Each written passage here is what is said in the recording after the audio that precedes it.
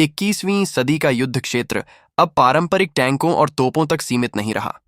अब युद्ध लड़े जा रहे अंतरिक्ष की ऊंचाइयों और मार्क 5 से अधिक गति वाली मिसाइलों के जरिए।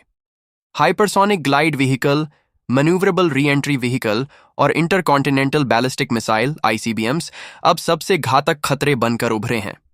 इन खतरों से निपटने के लिए रूस और इजराइल अमेरिका की साझेदारी ने दो आधुनिक इंटरसेप्टर सिस्टम विकसित किए हैं, S-500 प्रोमेटी और एरो 3।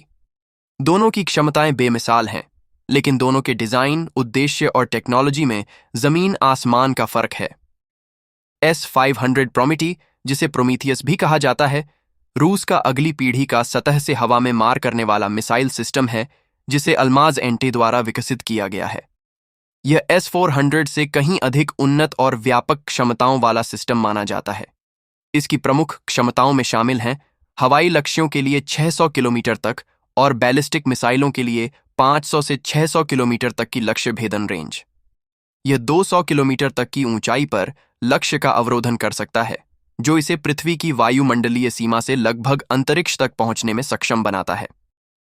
इसमें 77N6N और 77N6N1 जैसी इंटरसेप्टर मिसाइलें शामिल हैं, जो हाइपरसोनिक हथियारों और इंटरकॉन्टिनेंटल बैलिस्टिक मिसाइल (ICBMs) को नष्ट करने में सक्षम हैं। इसका multi band phase air raider system, stealth aircraft, लो ऑर्बिट सैटेलाइट और अनेक लक्ष्यों को एक साथ ट्रैक कर सकता है। S-500 पूरी तरह से मोबाइल है और इसे किसी भी क्षेत्र में त्वरित रूप से तैनात किया जा सकता है। रणनीतिक दृष्टि से ये रूस की लेयर्ड एयर डिफेंस प्रणाली की सबसे ऊपरी परत मानी जाती है, जो S-400, बुक और पैंटसिर जैसे सिस्टम्स के ऊपर कार्य करती है।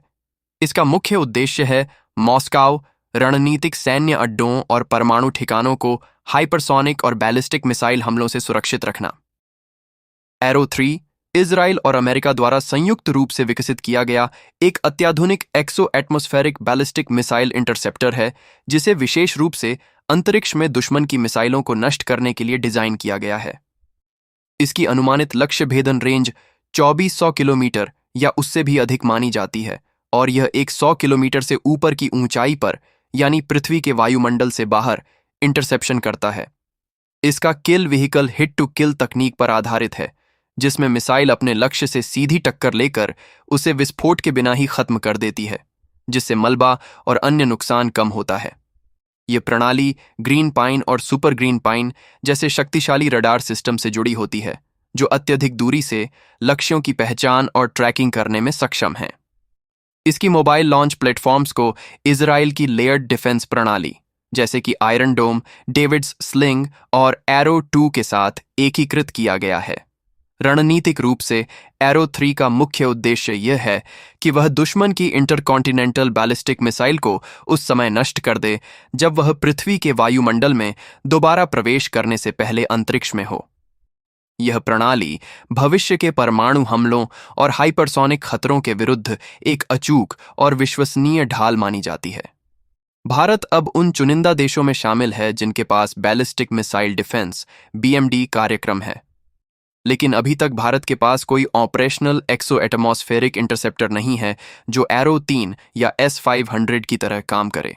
भारत ने पहले रूस से S-400 ट्रायम्फ सिस्टम खरीदा है, जिसकी पहली तैनाती पंजाब और पश्चिम बंगाल में की गई है। लेकिन भविष्य में जब चीन और पाकिस्तान के पास हाइपरसोनिक या ICBM श्रेणी की मिसाइलें आ जाएंगी, तब भारत को एक और परत की जरूरत होगी। क्या भारत को S-500 खरीदना चाहिए? यदि रूस भारत को S-500 का एक्सपोर्ट वर्जन देने पर सहमत होता है, तो यह भारतीय वायुसेना और DRDO के बैलिस्टिक मिसाइल डिफेंस कार्यक्रम के लिए एक बड़ा कदम होगा। इसकी मल्टी डोमेन क्षमताएं, जैसे सैटेलाइट्स, स्टेल्थ फाइटर जेट्स और हाइपरसोनिक मिसाइलों को ट्रैक और इंटरसेप्ट करने की क्षमता, भारत की सामरिक सुरक्षा को एक नए स्तर तक पहुंचा सकती है। यह विशेष रूप से तब अहम हो जाता है जब भारत को एक साथ दो मोर्चों पर सुरक्षा बनाए रखनी हो, चीन और पाकिस्तान की ओर से। वहीं क्या एरो 3 भारत के लिए एक व्यवहारिक विकल्प हो सकता है? इजराइल के साथ भारत के रक्षा और रणनीतिक संबंध पहले से ही बेहद मजबूत हैं। बराक 8 मिसाइल सिस्टम, हारोप ड्रोन और हेरॉन यूएवीज जैसे कई तकनीकी प्लेटफॉर्म पहले ही भारतीय सेना में सक्रिय हैं। यदि अमेरिका की स्वीकृति के साथ भारत को एरो 3 प्रणाली मिलती है तो भारत को एक अत्याधुनिक स्पेस बेस्ड इंटरसेप्टर सिस्टम प्राप्त होगा, जो चीन की DF-41 जैसी लंबी दूरी की बैलिस्टिक मिसाइलों को उनके वायुमंडल में दोबारा प्रवेश से पहले ही नष्ट करने में सक्षम होगा। इससे भारत की परमाणु त्रय और स्ट्रैटेजिक डिफरेंस को और भी मजबूती मिलेगी। S-500 एक बहुभूमिका प्रणाली है जो वायु रक्षा, अंतरिक्ष रक्षा और बैलिस्टिक मिसाइल अवरोधन इन तीनों क्षेत्रों में एक साथ कार्य कर सकती है। इसे एक फुल स्पेक्ट्रम डिफेंस प्लेटफॉर्म माना जा सकता है, जो एक ही सिस्टम में विभिन्न प्रकार के खतरों से निपटने की क्षमता रखता है। इसके विपरीत एरो 3 एक अत्यंत विशेषज्ञता आधारित डिजाइन है, जिसका पूरा ध्यान केवल एक ही उद्देश्य पर केंद्रित है, अंतरिक्ष में इंटरकॉन्टिनेंटल बैलिस्टिक मिसाइल ICBM को मार गिराना। यह काम वह इतनी सटीकता और घातकता के साथ करता है कि इसके लिए किसी अन्य सहायक प्रणाली की आवश्यकता नहीं पड़ती। S-500 प्रणाली की सबसे बड़ी ताकत इसका बहुआयामी रक्षा दृष्टिकोण है, जो स्टेल्थ एयरक्राफ्ट, हाइपरसोनिक हथियारों और बैलिस्टिक मिसाइलों जैसे आधुनिक और खतरनाक लक्ष्यों को एक ही प्लेटफॉर्म से कवर करने की क्षमता रखती है। यह प्रणाली 200 किलोमीटर तक की ऊंचाई पर टारगेट को इंटरसेप्ट कर सकती है, जो इसे लगभग अंतरिक्ष स्तरीय रक्षा क्षमता प्रदान करती है। साथ ही इसकी मोबाइल तैनाती इसे तेजी से किसी भी क्षेत्र में सक्रिय करने की सहूलियत देती है। हालांकि इसकी कुछ कमजोरियां भी हैं, जैसे कि अभी तक इसे वास्तविक युद्ध परिस्थितियों में परखा नहीं गया है और यह पूरी तरह से एक्सो एटमॉस्फेरिक इंटरसेप्शन के लिए विशेषीकृत नहीं है।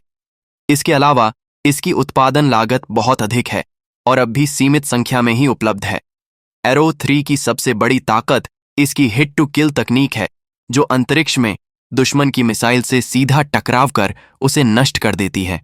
यह सिस्टम खास तौर पर परमाणु हथियार ले जाने वाली इंटरकॉन्टिनेंटल बैलिस्टिक मिसाइल के लिए डिजाइन किया गया है और इसे अमेरिका की उन्नत तकनीक और समर्थन के साथ मिलकर विकसित व परीक्षण किया गया है।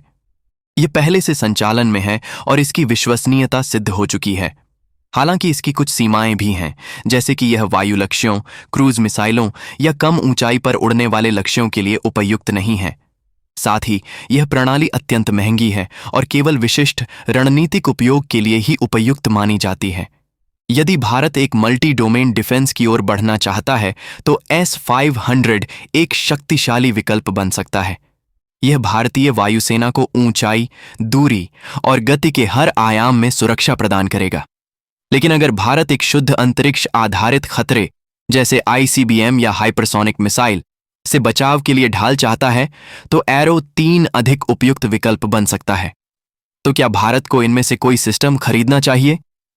हो सकता है भारत खुद भी DRDO के जरिए इसी स्तर का सिस्टम विकसित करे, लेकिन जब तक वो तैयार नहीं होता, भारत को या तो रूस या इजराइल जैसे रणनीतिक साझेदारों से इस दिशा में सहयोग लेना पड़ सकता है। क्या आप सोचते हैं कि भारत को S-500 जैसे बहुभूमिका वाले सिस्टम की जरूरत है या एरो 3 जैसे विशेष रक्षा कवच की? कमेंट में अपनी राय जरूर दें। वीडियो पसंद आया हो तो लाइक करें, शेयर करें और हमारे चैनल को सब्सक्राइब करना ना भूलें।